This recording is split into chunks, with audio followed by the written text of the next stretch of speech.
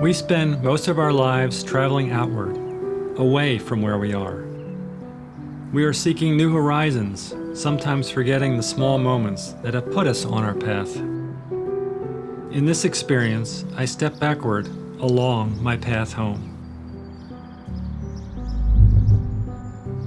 stopping to immerse myself in the textures of childhood, like the hissing of summer lawns, the heat of May procession, and the wonder of our talking crow.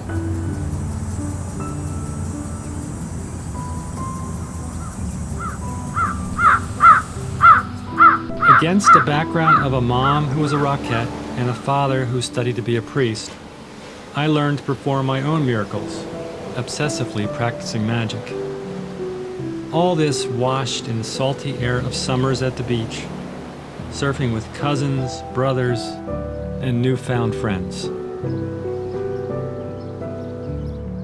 Beyond the early years, the shore continued to be an influence as I met my wife there and taught my 2 kids the joys of the ocean.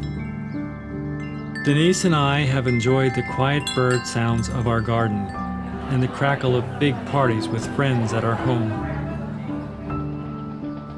And exploring the world has helped expand my tastes and tolerances.